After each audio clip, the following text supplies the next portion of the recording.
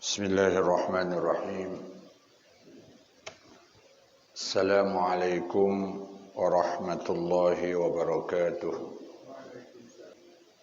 Sebelum memulai kajian kita pada subuh menjelang pagi ini, mari kita mulai dengan berdoa kepada Allah. Mudah-mudahan oleh Allah Subhanahu wa taala selalu dibukakan pintu keberkahan dan manfaat dari setiap apa-apa yang kita pelajari dalam kehidupan kita di dunia ini, dan mudah-mudahan dijadikan oleh Allah Subhanahu wa taala sebagai pahala yang besar di sisinya, yang insyaallah dapat menyelamatkan kita ketika kita nanti berjumpa di hadapan Allah dengan kasih sayangnya.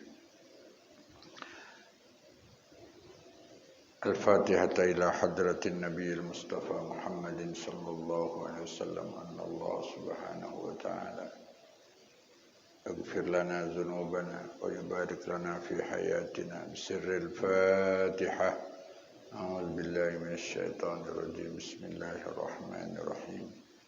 الحمد لله رب العالمين الرحمن الرحيم مالك يوم الدين. إياك نعبد وإياك نستعين اهدنا الصراط المستقيم صراط الذين أنعمت عليهم غير المغضوب عليهم ولا الضالين آمين. Setelah saya renungkan, kemudian saya ingin memulai kajian pada subuh ini akan mengkaji satu kitab yang disyarah oleh seorang ulama terkemuka Indonesia, yaitu Imam Nawawi Al-Bantani. Kitab yang disyarah oleh beliau itu adalah karya dari seorang ulama hadis abad ke-6 Hijriah, yaitu Imam Syihabuddin Ahmad bin Hajar Al-Asqalani, yang kitabnya judulnya Al-Munabbihat alal Isti'dad li Yaumil Ma'ad, yaitu adalah hadis-hadis dan pesan-pesan baik dari Rasulullah dan dari para sahabat tentang peringatan untuk mempersiapkan diri terhadap hari di mana kita akan kembali ke hadapan Allah Subhanahu wa taala. Syarahnya disebut Nasaihul Ibad, adalah karya dari Muhammad An-Nawawi bin Umar. Mudah-mudahan Allah membukakan pintu keberkahan. Dalam muqaddimah beliau ada dua hadis yang sanadnya beliau nyambung dari beliau sampai gurunya dan kemudian sampai ke Rasulullah sallallahu alaihi wasallam. Dua hadis itu bunyinya adalah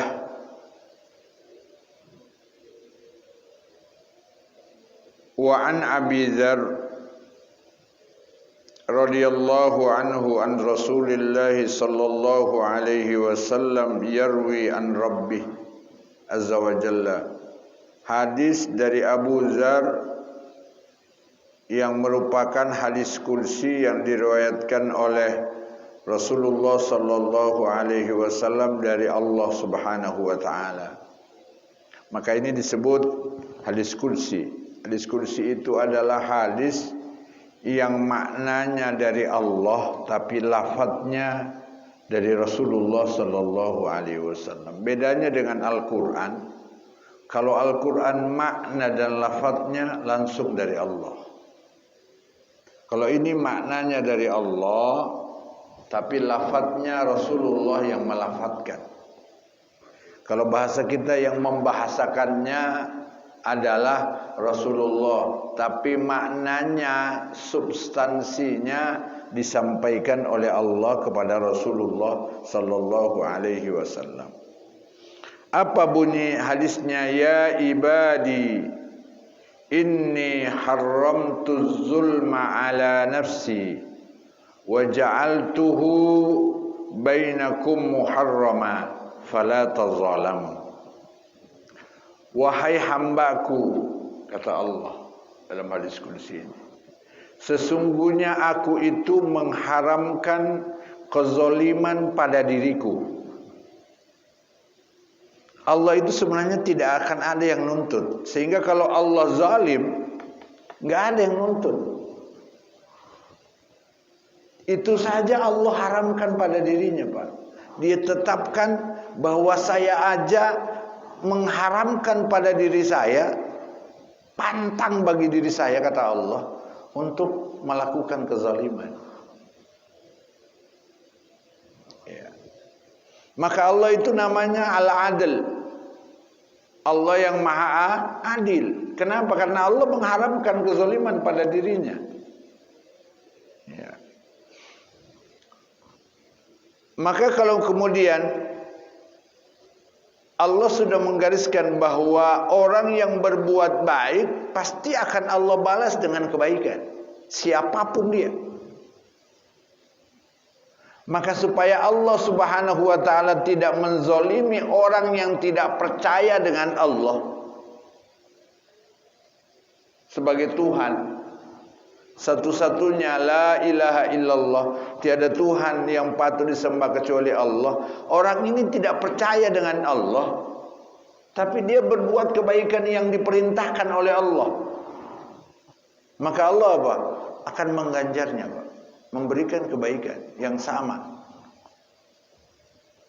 Nah, cuman karena Allah Subhanahu wa ta'ala yang diakui di akhirat, yang percaya sama dia, yang beriman sama dia, maka kebaikan orang itu di dunia langsung diganjar oleh Allah di dalam kehidupan dunia.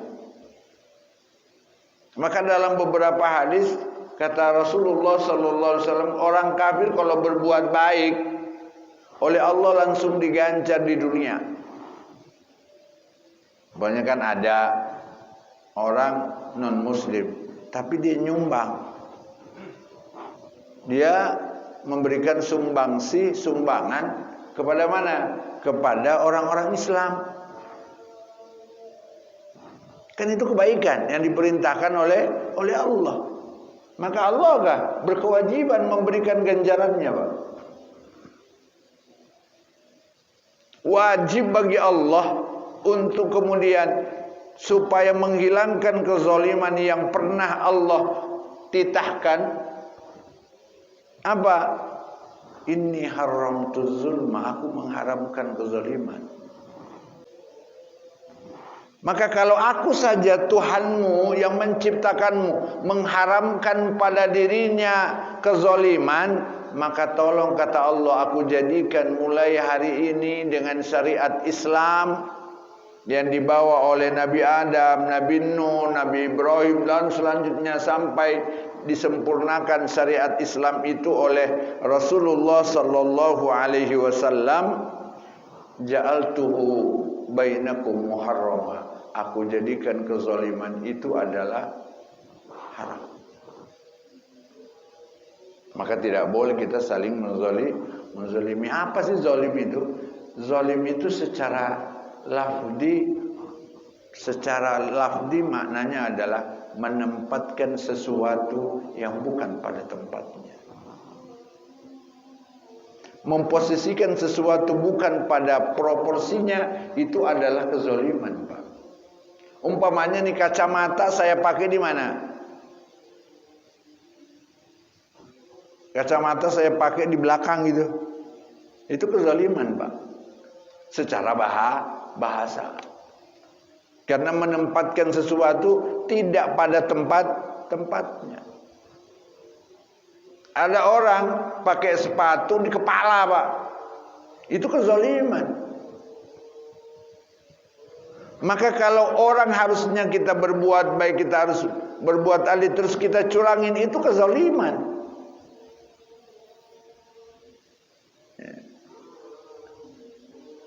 Kita apa? Kita tipu orang, itu kezaliman. Karena apa? Anda tidak menempatkan sebuah perilaku yang sesungguhnya, yang memang sepantasnya kita saling berbuat baik. Kepercayaan orang kita balas dengan kepercayaan sama, bukan dengan tipuan. Ya. Maka kata Allah apa? Inni haramtu zulma ala nafsi wa ja'altu bainakum muharrama fala tazalamu. Maka oleh karena itu Allah kemudian menggariskan, tidak ada dosa di dunia ini yang disegerakan oleh Allah hukumannya di dunia sampai di akhirat daripada cuma 2 dosa. Makanya ini ditaruh nih hadis ini di awal. Karena ini kan persiapan kita untuk apa? Bertemu dengan Allah. Apa amalan yang perbuatan dosa yang diganjar oleh Allah langsung di dunia kalau orang melakukannya? Kata Rasulullah sallallahu alaihi wasallam apa? Uququl walidain wazul. Durhaka sama orang tua itu langsung oleh Allah apa? Nggak pakai nunggu akhirat, enggak. Langsung di dunia oleh Allah apa? Berikan hukuman. Ya, berikan hukuman. Maka oleh karena itu apa? Kita harus apa? Wanti-wanti betul, jangan durhaka sama orang tua. Apapun alasannya. Maka itu oleh Allah apa? Walaupun orang tuamu non muslim, tidak seagama dengan Anda, tetap kata Allah apa? Nanti berbuat baik di dalam kehidupan dunia yang bukan urusannya akidah. Wa ashiruhunna. Perlakukan kedua orang tua Anda dengan ma'ruf, dengan baik. Walaupun dia apa? Jadi nggak boleh, biarin lah, nggak usah berbuat baik, nggak usah hormat, enggak. Tetap diperintahkan oleh Allah harus hormat sama orang tua. Yang kedua, az-zulm, kezaliman. Makanya semua pemerintahan Pak yang zalim dari dulu kala sampai detik ini selalu dijatuhkan oleh Allah. Selalu Pak. Kalau udah berat kezalimannya langsung oleh Allah dihukum di dunia. Dijatuhkan oleh Allah. Yang tadinya mulia langsung apa? Hina. Firaun dulu di zaman Nabi Musa, Raja Namrud, semua dihancurin oleh Allah. Ya. Ketika melakukan perbuatan kezaliman. Maka oleh karena itu hati-hati, saling menzalimi di antara kita.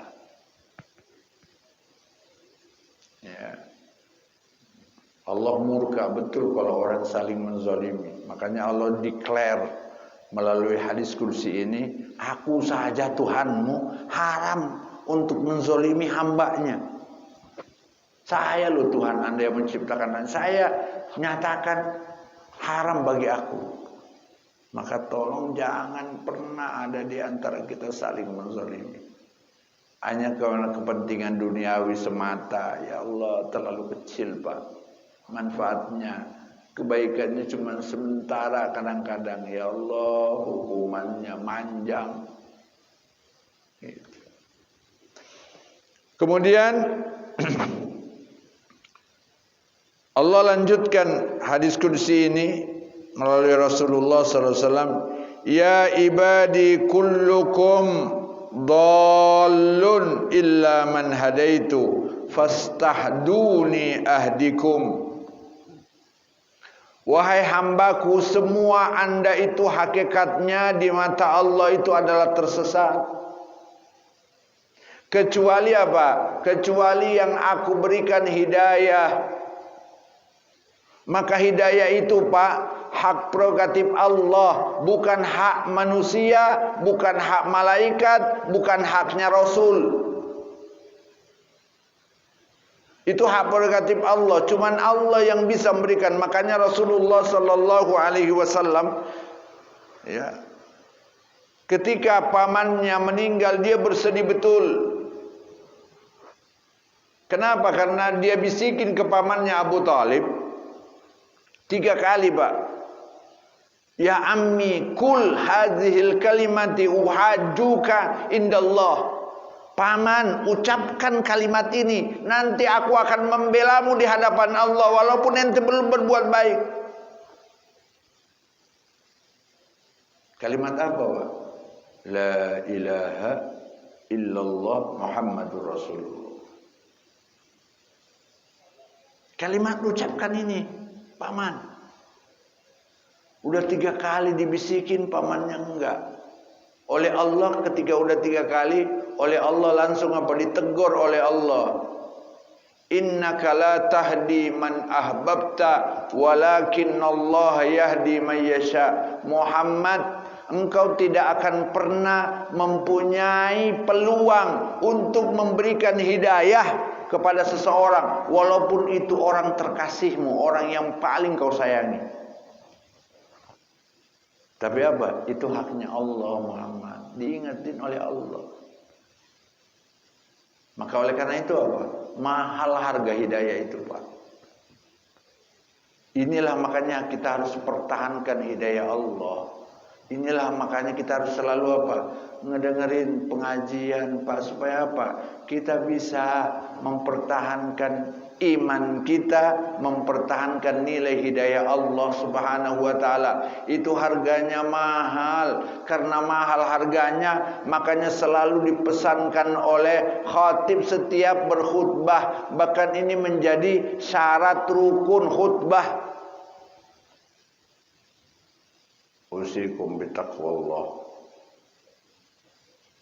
wala tamutunna illa wa antum muslimun.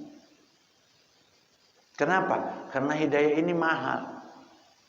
Maka oleh karena itu apa? Kita harus, Pak, nih berdasarkan ada hadis ini, kita harus periksa nih keimanan kita, keimanan setelah kita periksa iman kita periksa iman keluarga kita mulai dari istri, anak. Jangan sampai, Pak, terjadi di beberapa tempat. Dulu kala itu dimuat di majalah Hidayah. Ada seorang ibu-ibu pengajian majelis ta'lim. Karena dia tidak periksa iman anaknya, akhirnya anaknya apa? Menikah dengan non-muslim. Non-muslim itu mengatakan, aku akan menikahimu, tapi kamu harus keluar dari apa? Dari Islam. Enggak cukup sampai di situ, Pak, godaannya. Yang banyak melunturkan keimanan itu kan biasa, Pak. 1, harta. 2, kedudukan. Kadang-kala orang menggadai imannya demi kedudukan. Kadang-kala ada orang menggadai imannya yang merupakan harga termahal yang dia punyai hanya karena untuk harta. Maka kita harus periksa nih anak-anak kita. Maka pendidikan sebagai tanggung jawab orang tua, pendidikan keimanan anak itu penting untuk ditanamkan. Maka oleh karena itu apa? Rasulullah SAW selalu ngingetin, Pak, umatnya, jaddidu imanakum. Ayo perbaharui selalu nilai hidayah Allah, jemput perbaharui nilai hidayah Allah dengan selalu mengucapkan apa? La ilaha illallah Muhammadur Rasulullah. Perbaharui. Mungkin ada orang mengatakan, alah ngapain sih pakai zikir la ilaha illallah, la ilaha illallah. Mungkin itu adalah resep untuk apa? Memantapkan, Pak, nilai keyakinan ini supaya tidak iman, nilai hidayah Allah Subhanahu wa taala. Maka kata Allah apa? Semua kalian itu apa? Tersesat jalannya, dol, enggak tahu jalan yang benar yang mana kecuali yang aku suntikkan nilai hidayah pada dirinya supaya dia jalannya benar. Ya. Maka oleh karena itu apa? Selalu minta hidayah sama aku. Maka kami nih orang nih berdakwah Pak, tidak pernah harus yakin bahwa apa yang saya dakwakan itu pasti akan apa? Mendatangkan hidayah, belum tentu. Yang penting kita berikhtiar. Kita namanya cuman apa? Kata Rasulullah, yang kita punya manusia itu namanya cuman hidayatut tabligh, hidayah menyampaikan doang. Taufiknya sesuai dengan apa yang kita sampaikan itu selaras nggak dengan hidayah yang mau diberikan oleh Allah. Nah, kita bertugas menyampaikan. Ya. Makanya Rasul mengatakan innama ana balagum mubin. Saya cuma menyampaikan doang yang sejelas-jelasnya. Gitu. Maka kata Allah, fastahduni ahdikum, minta hidayah itu sama aku. Makanya kita diulang-ulang, ihdinas siratal mustaqim. Dalam setiap hari minta hidayah kepada Allah melalui pelaksanaan sholat dalam pembacaan suratul Fatihah. Ihdinas siratal mustaqim. Ya Allah, tunjuki kami jalan yang lurus, jalan hidayahmu ya Allah. Itu. Ya. Maka ini harga yang mahal. Untuk selamat di akhirat, Pak, harus mempertahankan nilai hidayah Allah. Tidak boleh bergeser nilainya dengan sebab apapun. Apakah itu kedudukan, apakah itu harta. Ya. Kalau harta Pak, paling berapa lama kita bisa nikmatin Pak. Ya. Kemudian yang kedua, Allah Subhanahu wa taala berfirman, ya ibadi kullukum ja'iun illa man at'amtu. Wahai anak manusia, ketahuilah sesungguhnya kalian itu terlahir tidak bawa apa-apa. Aku yang merancang Anda dapat rezeki, aku yang merancang Anda mendapatkan makan. Coba Pak lihat. Ketika kita dikandung oleh ibu, Allah kan yang mempersiapkan jalan untuk mendapatkan rezeki dari ibu, dari makan. Iya kan? Allah buat tuh ari-ari sebagai apa? Sebagai penghantar dari ibu ke anak. Makanya ari-ari itu langsung ke perut. Yang dipotong itu kalau kita udah lahir. Kenapa? Karena kita sudah apa? Independen. Harus jalannya melalui mulut. Tapi Allah dari awal yang merancang untuk kita mendapatkan makanan. Maka kalau Anda dalam hidup ini membutuhkan makan, mintanya jangan ke tempat-tempat lain. Harus benar itikadnya, mintanya ke Allah. Maka kata Allah, Pak, kalau Anda mau minta sama saya. Karena saya tuh yang paling kaya. Saya itu kekayaannya tidak akan berkurang walaupun diminta oleh seluruh manusia dan seluruh jin. Enggak berkurang harta saya dan kekayaan saya. Maka kata Allah apa? Fastat'imuni, maka minta sama aku, ut'imukum, aku akan memberikan kalian rezeki, aku akan memberikan Anda makan. Huwar Razzaq, dialah Allah yang maha memberi rezeki. Gitu. Nah, cuman kadang-kadang kita perlu juga tahu nih, walaupun Allah yang hakikatnya memberikan rezeki, Tapi mukjizat Allah itu harus dijemput dengan ikhtiar. Jangan bilang udah saya mah nggak usah inilah, nggak usah berikhtiar. Ntar bagaimana Allah aja, yang ente akan mati kelaparan. Betul hakikatnya Allah, tapi kita diminta oleh Allah apa? Untuk berikhtiar usaha.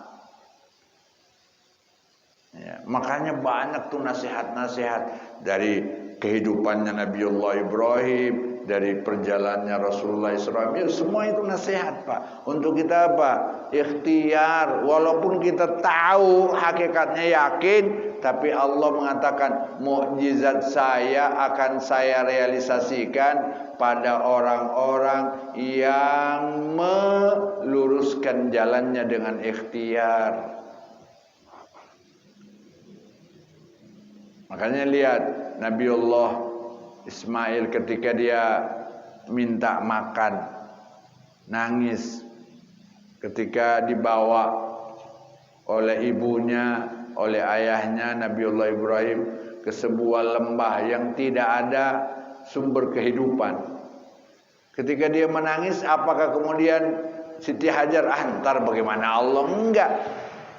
Mukjizatnya Allah itu harus dengan Nabi dijemput dengan ikhtiar. Dia tetap berikhtiar, lari ke sana, lari ke sini. Enggak, diam aja udah, tenangin aja anakku, dan ntar juga makanannya yang dibutuhkan itu akan datang. Enggak Pak, enggak datang, tapi diikhtiarin oleh Allah, baru mukjizat Allah tuh turun. Jadi anak muda jangan, wah kalau begitu udahlah minta sama Allah aja, nggak usah cari pekerjaan, nggak bakalan dapat. Itu hakikatnya kita memang betul dikasih makan oleh Allah, tapi ini harus dijemput dengan ikhtiar. Salah satu ikhtiar itu dengan doa dan bekerja. Gitu ya. Oke, kemudian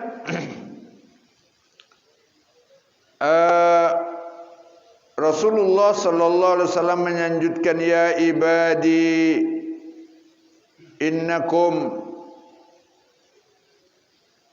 kullukum arin illa man kasautu fastaksuni aksukum.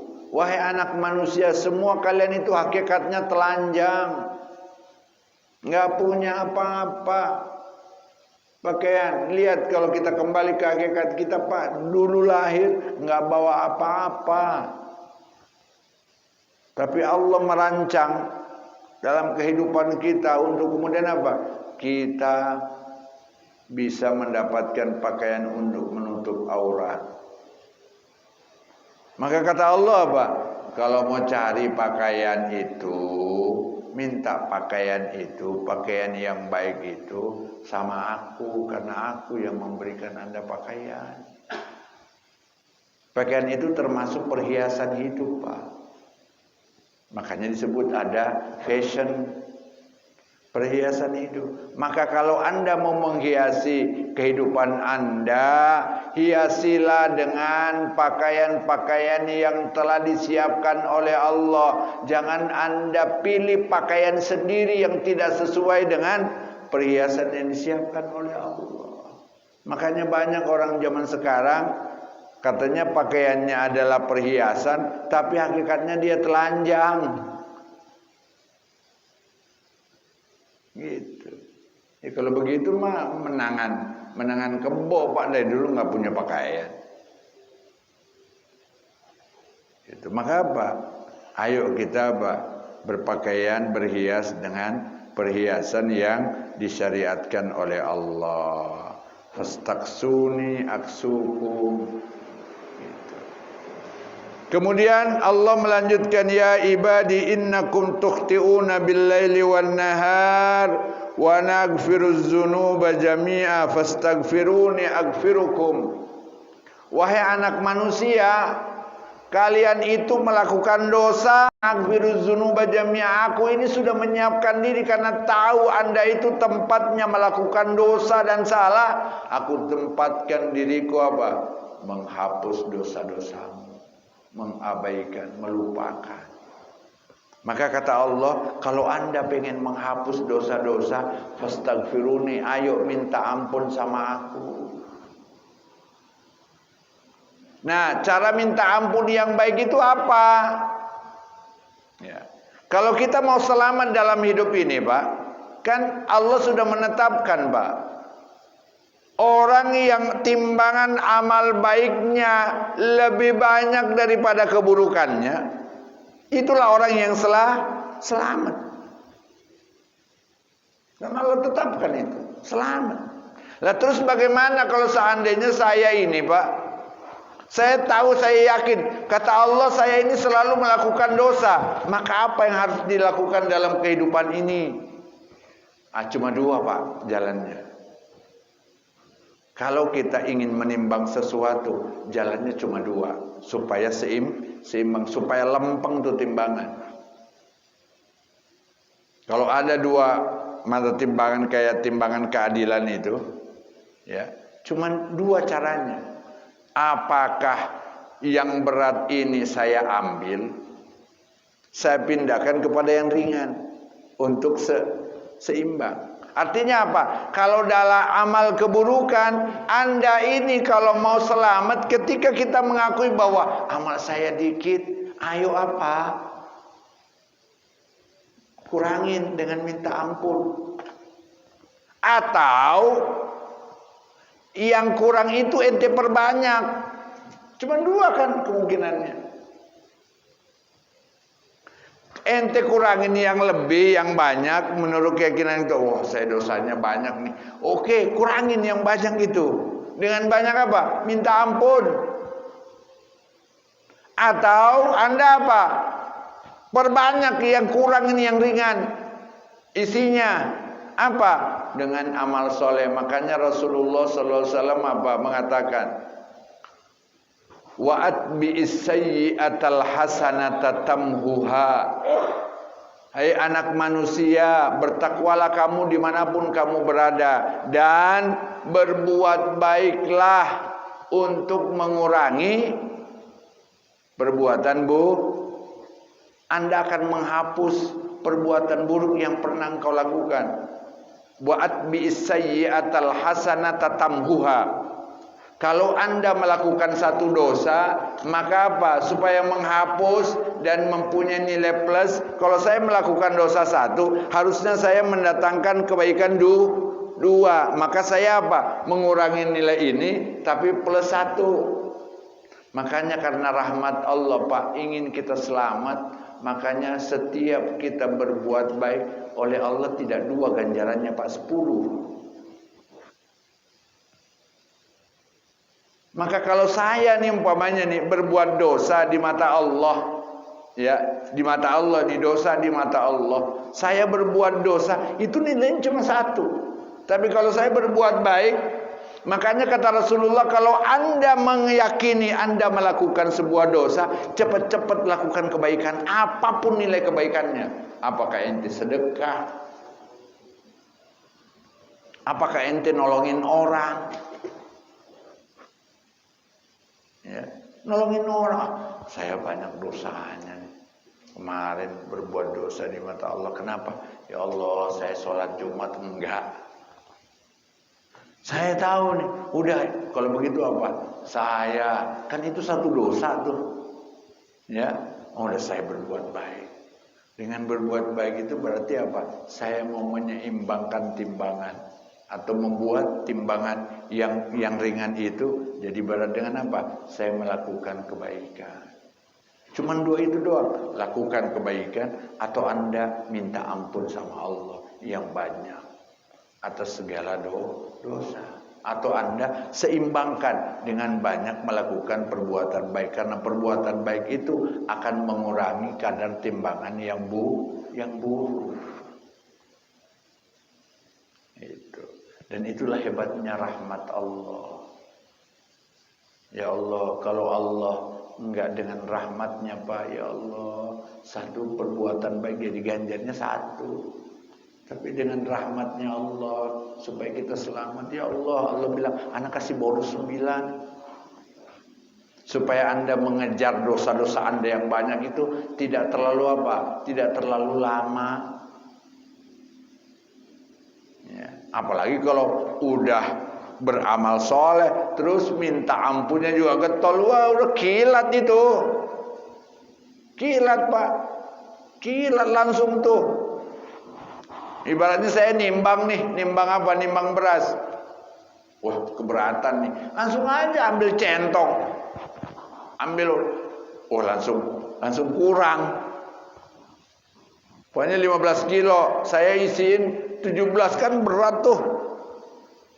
Nanti ambil satu centong. Satu centong berapa? Kira-kira 2 liter atau 3 liter. Langsung tuh. Seimbang timbangannya. Maka kalau Anda mau mengurangi takaran dosa, kata Allah melalui hadis ini, ayo fastaghfiruni, ayo minta ampun sama aku. Ya. Minta ampun dan melakukan perbuatan baik, itu kilat tuh keseimbangannya. Ya. Maka apa? Maka selama kita masih diberikan oleh Allah usia, upayakan selalu banyak taubat dan niat ingin berbuat amal kebaikan. Gitu.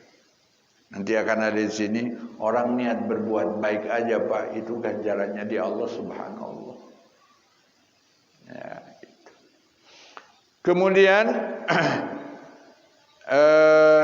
ya ibadi. Nah ini Allah memperlihatkan kebesarannya di hadis ini. Kata Allah, wahai hambaku, engkau tidak akan pernah bisa membahayakan aku dan memberikan keuntungan untukku, nggak bisa. Kenapa? Karena kebaikan dan keburukan itu cuman aku yang punya.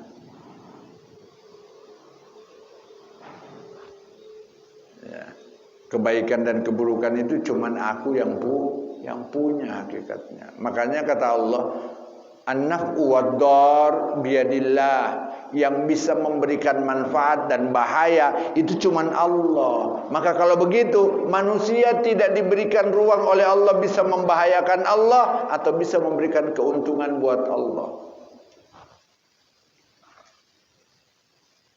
Makanya Allah declare di hadis ini, diumumkan, seandainya, kata Allah, seandainya manusia dan jin bersatu dari awal anak manusia sampai nanti akhir, dari awal jin yang pernah diciptakan oleh Allah sampai anak pinaknya nanti terakhir, semuanya jadi orang soleh, jadi orang yang taat sama Allah.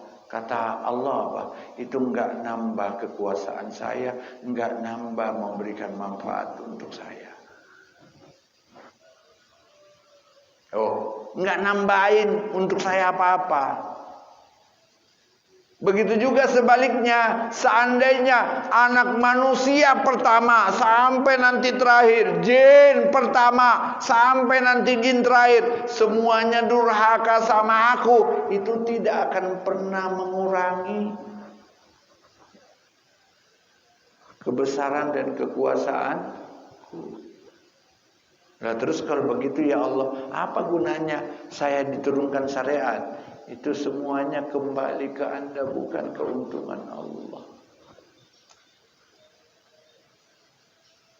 Jadi kita tuh melaksanakan sholat subuh Pak, semua itu kembali manfaatnya untuk kita, nggak ada manfaatnya kembali ke Allah.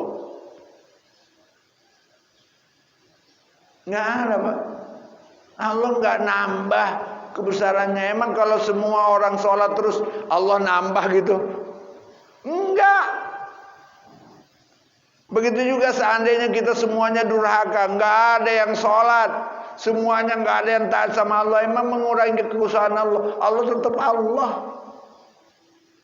yang maha segala-galanya, nggak ngurangi. Kemudian Allah katakan betapa besarnya kekayaan Allah. Jangan sampai ada orang yang berkata, kayaknya milik Allah udah kurang makanya nggak diturunin lagi buat kita. Enggak. Allah kemudian mendeklar melalui hadis kursi ini. Allah berkata apa? Wahai anak manusia, seandainya manusia pertama nanti sama manusia terakhir, jin pertama sampai nanti jin terakhir, semuanya saya bangunkan untuk kemudian minta doa kepada Allah, minta sama Allah, dibebasin sama Allah. Apa? Ceknya cek kosong, terserah Anda mau minta apa. Ini kalau kita kan kalau diberikan kebebasan oleh Allah mintakan, kita mah manusia paling-paling, Pak. Mintanya nggak pernah ada habisnya itu. Pengen ini, pengen itu, pengen ini. Kata Allah nggak apa-apa. Saya berikan kesempatan untuk minta apapun. Dan setiap permintaan Anda saya penuhi. Apa kata Allah? Itu tidak mengurangi kekayaan saya, kecuali seperti apa? Anda masukin telunjuk Anda ke dalam samudra Atlantik, kemudian Anda angkat, cuman berkurang setetesan telunjuk. Itu kekayaan Allah, Pak. Kira-kira kalau kita masukin telunjuk ke samudra Atlantik atau Samudra Pasifik, Pak, kira-kira kelihatan nggak berkurangnya, Pak? Orang kita ambil 1 kubik aja nggak berkurang, apalagi cuma setelunjuk.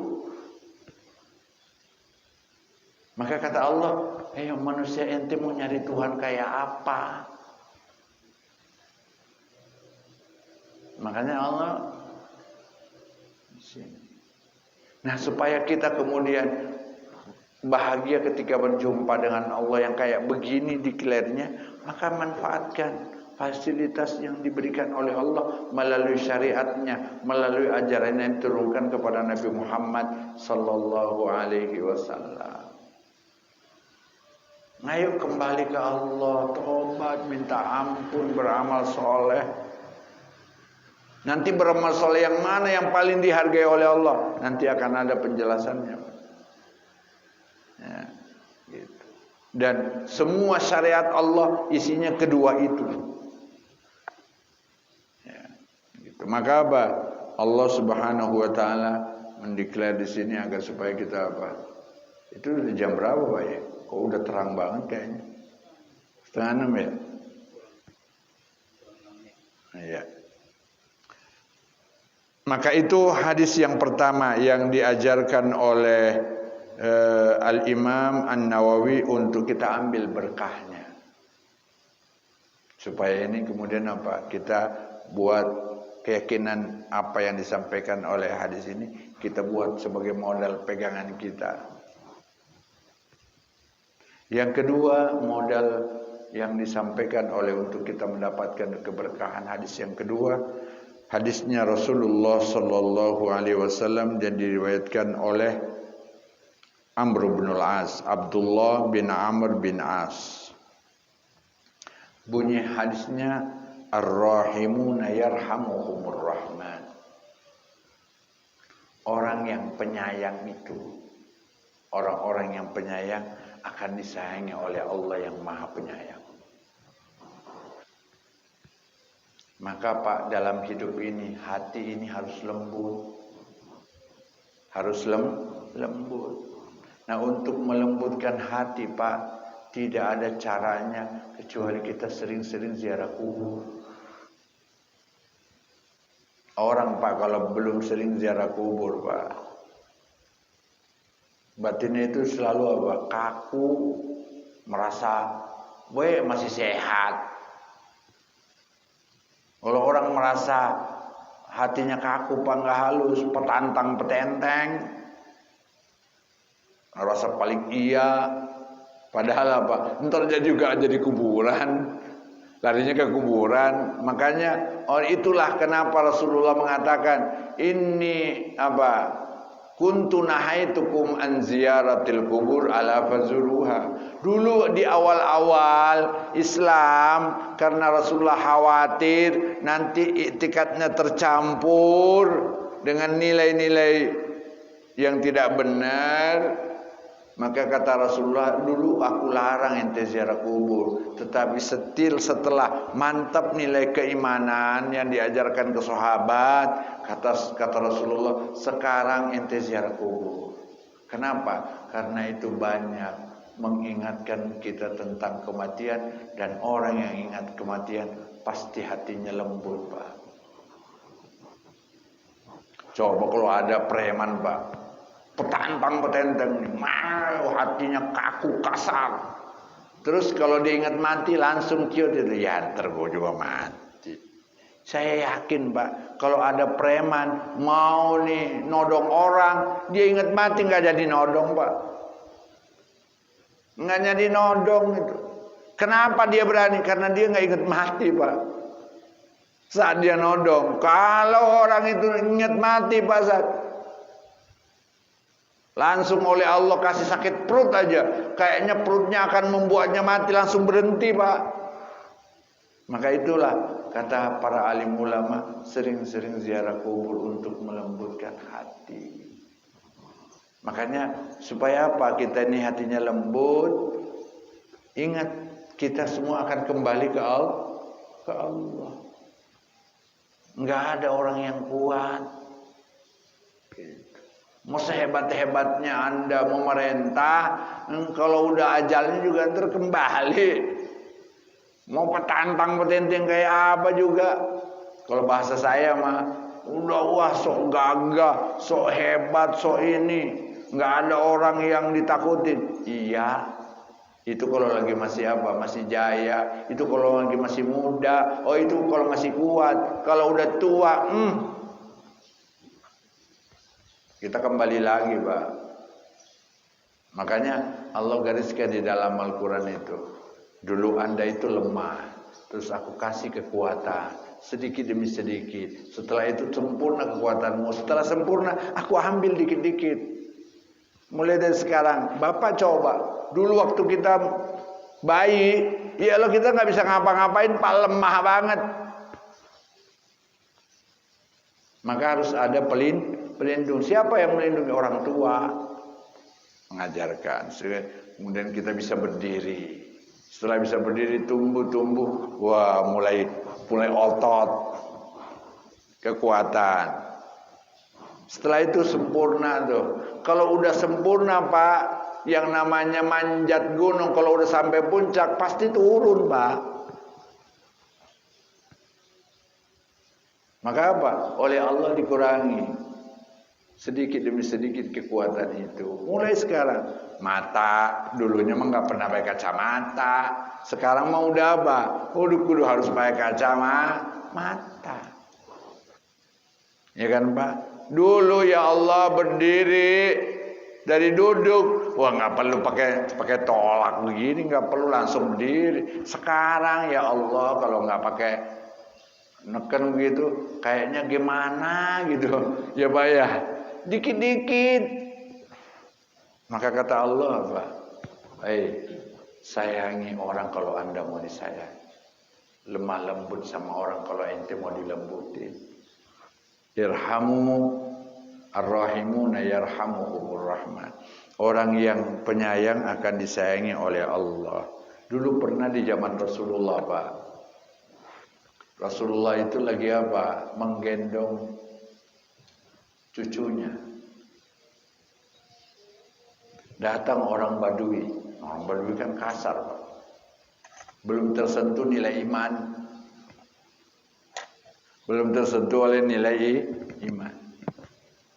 Kemudian Rasulullah bilang, kayak orang Badui bilang, ya Muhammad, ini cucu ente? Iya. Kata orang Badui itu, aneh punya 10 anak. Kalian bayangin, 10 anak berarti cucunya berapa gitu, kata orang Badui. Enggak ada yang pernah saya gendong, enggak pernah ada yang saya elus-elus, enggak pernah saya bimbing apa, ajak main, enggak pernah. Rasulullah menjawabnya cuman simpel. Ar-Rahimuna yarhamuhumur rahman. Mas, orang yang sayang itu nanti disayangi. orang yang sayang. Makanya kalau sekarang anak kita kayaknya cuek, jangan-jangan kita dulu cuek, Pak. Kalau kita peduli, kita berdiskusi sama dia dengan penuh kelembutan, dia nanti akan lembut sama kita. Lembut sama kita. Dan salah satu kelembutan mendidik anak itu supaya dia nanti sayang dengan doa, Pak. Jangan pernah lupa mendoakan, ya Allah anak saya, ya Allah berikan dia ya Allah hidayahmu, rahmatmu, supaya dia ya Allah nanti peduli sama aku sebagaimana aku peduli sama dia sekarang ya Allah. Selalu berdoain, Pak. Maka kata Allah, Ar-Rahimuna yarhamuhumur Rahman. Irhamu man fil ardi yarhamukum man fis sama. Rahmati. Makanya Allah Subhanahu wa taala menyuruh kita untuk apa? Saling peduli, saling sayang, menyayangi dalam pengertian dengan penuh kepedulian dan kelembutan, tidak kasar.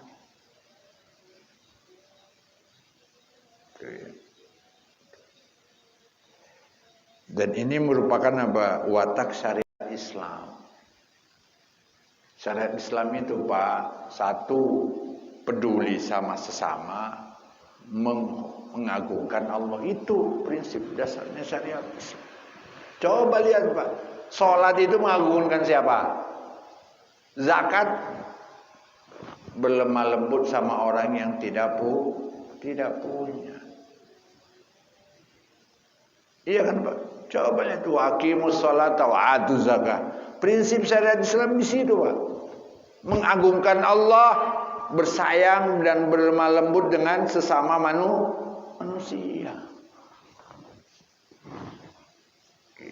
Maka apa?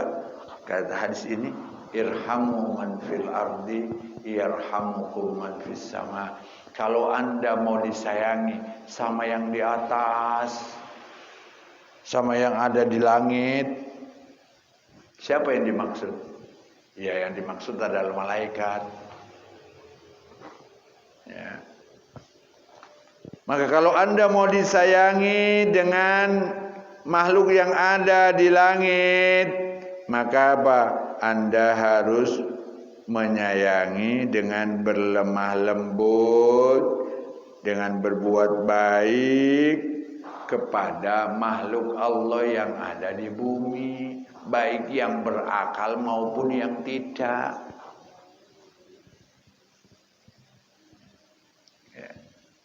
Ya, baik yang berakal maupun yang tidak, Pak. Peduli.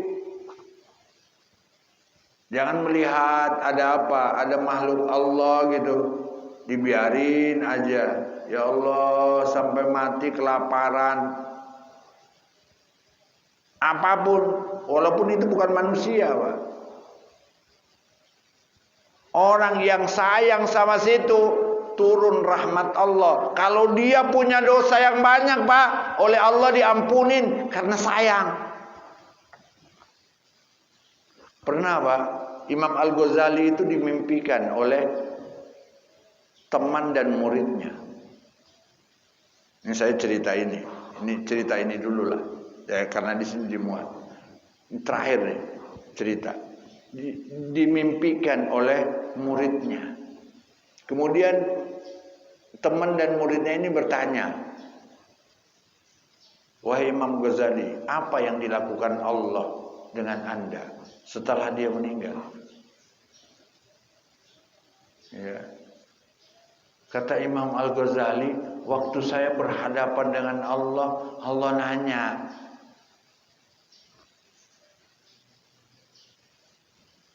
wahai Imam Ghazali, apa yang kamu siapkan ketika ente bertemu dengan saya? Kata Imam Al-Ghazali, ya dengan amal soleh. Kata Allah, aku nggak terima kok. Loh, sekelas Imam Al-Ghazali nggak diterima amal solehnya oleh Allah.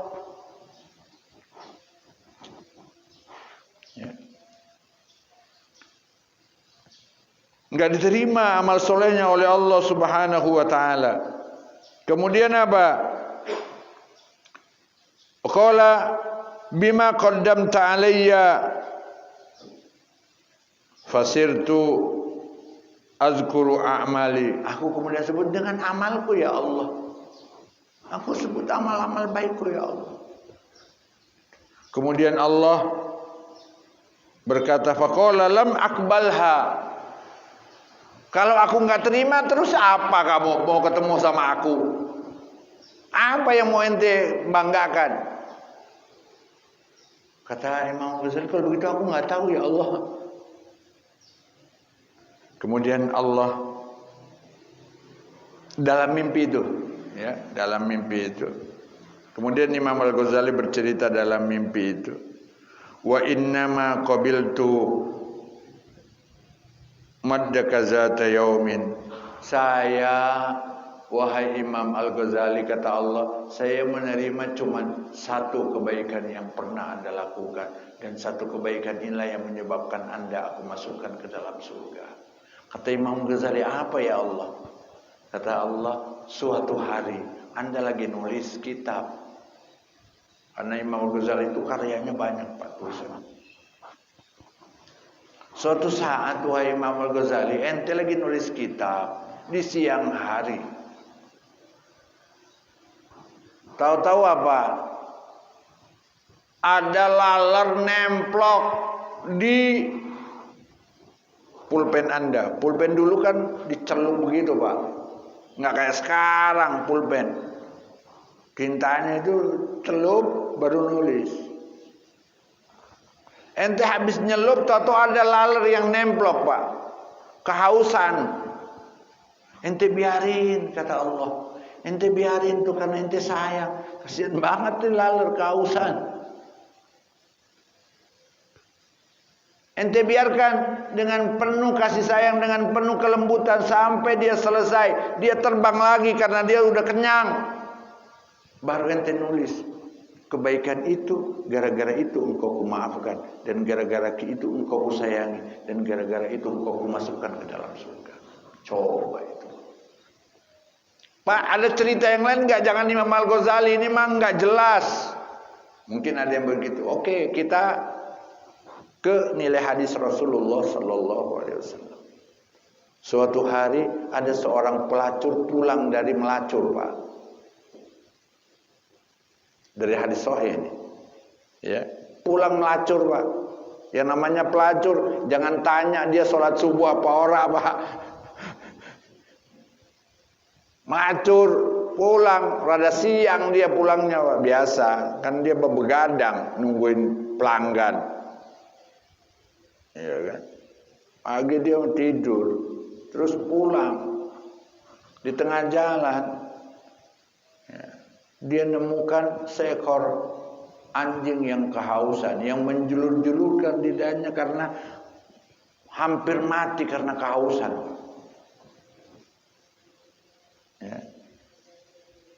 Yahussu, dia itu apa? Menjulur-julurkan tuh lidah, gitu. Emang kayak kalau guguk kehausan kan begitu. Akhirnya apa? Ini pelacur, Pak. Pelacur, dia sayang banget, kasihan amatnya anjing. Akhirnya dia turun ngambil air ke sumur, nggak ada centong, Pak, pakai sepatunya. Terus dikasih minum tuh anjing. Apa kata Rasulullah?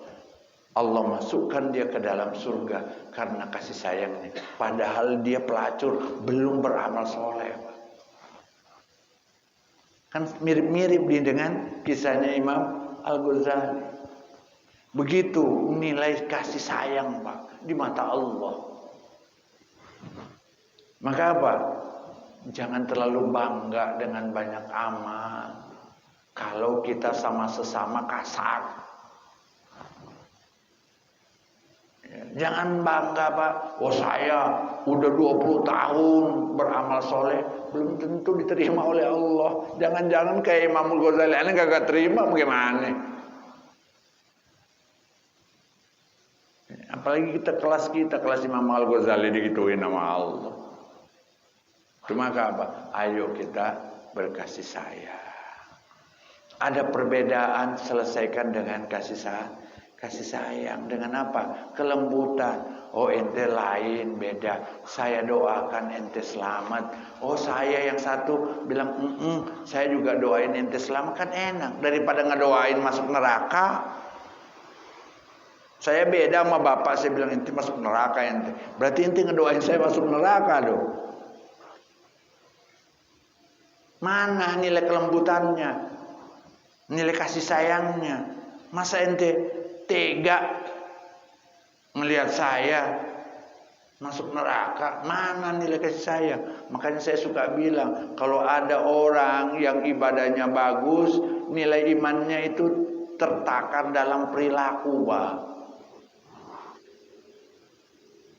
Maka ini yang harus kita tanamkan. Kalau kita mau ketemu sama Allah, ayo sayangi semua makhluk Allah, baik dia beriman ataupun tidak, sayang. Makanya Rasulullah dalam wataknya itu apa? Ini terakhir sekali sebelum kita tutup. Ya Allah, itu diceritakan kan oleh banyak para muballigh.